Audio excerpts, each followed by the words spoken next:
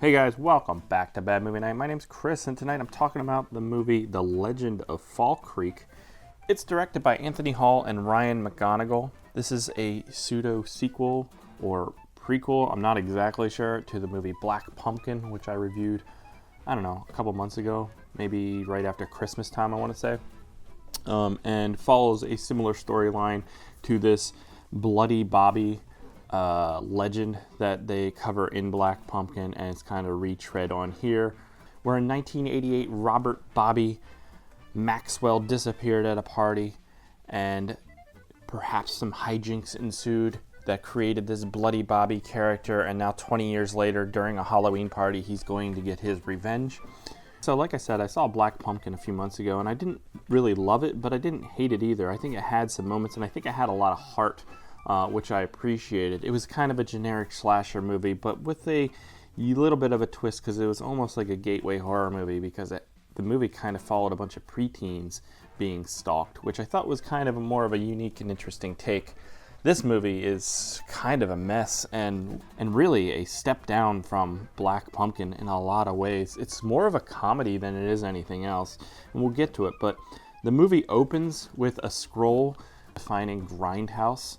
And it says, a term used to describe a movie that sacrifices traditional filmmaking concepts such as good acting, character development, production values, creative directing, understandable plot in favor of sex, gore, nudity, violence, and shocking themes. Now, I'm familiar with grindhouse movies, and I've seen a bunch. I'm not a huge grindhouse guy. But this movie is in no way a grindhouse movie, and it almost feels like it's an afterthought meant to put on as a Band-Aid to try and fix production issues in this movie.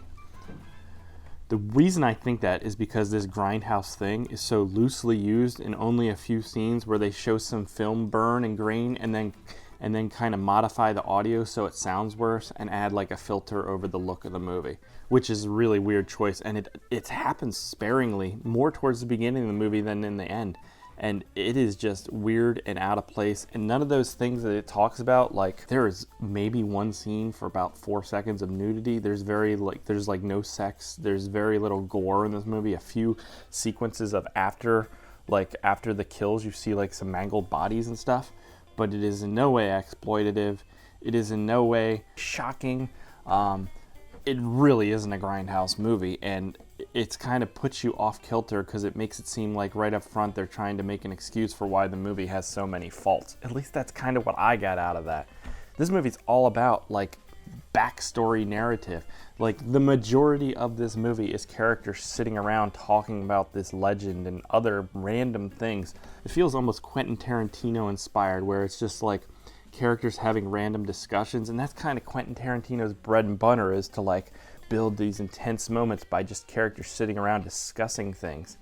The difference here is Quentin Tarantino is really good at writing dialogue, and this isn't, and it's not, and even if it was, the actors really aren't up to that kind of level that it requires for characters just to be able to draw extreme drama and tension out of just their words, because the visuals really aren't backing up anything creatively here either. This is a mess. And I'm really kind of disappointed because while I didn't love Black Pumpkin, I thought it showed some promise. And for this to be the follow-up and be much worse is just kind of, confusing, I guess. There is pretty much issues across the board with this thing, or at least that I had issues with. Like I said, it's mostly a comedy, and it's almost like a spoof level, like parody comedy in a way where it is so base level a lot of times. Characters, like a farting scene that goes on forever, like it's just supposed to be, that's the humor, is that the character farts a lot. Cringy jokes and dialogue and stuff like that just continually adds up to a negative experience for me. We could talk about the horror elements because they're about the least prominent thing in this movie, and they're generic tropey slasher kills and sequences. All the kills are basically off screen or kind of hidden or cut around or edited in a way where they didn't have the coverage to get a cool like shot of somebody being killed, so it's just kind of rushed around and jarring looking. There's some camera work that's good in this movie, and then some camera work that's incredibly bad, and it's confusing, like it's possibly being done by two different people. I don't know, maybe it's not. It's just, there's shots in this movie that are bad, out of focus. The framing is terrible. A lot of times people's heads are being cut off. It doesn't make any sense. It feels rushed in that way. Also, there's a bunch of like homophobic jokes in this movie. The movie opens with a whole conversation between two characters, and it goes on and on. It's just like these homophobic jokes, and it's not funny. And then later in the movie, there's more of that. So at first I thought maybe it was just like a misstep and they thought this is going to be funny, but it's not, whatever. But then a couple other homophobic jokes come up to where it starts to create a pattern, and it's not creative, and it's really not funny. It's mostly just cringy, and it kind of turns me off. The audio is all over the place. Characters are ADR, characters cut off with the gate, and just nothing is consistent throughout this movie. Yeah. I really didn't like this, and I'm sorry if you're part of the production. I'm being kind of brutal with this movie.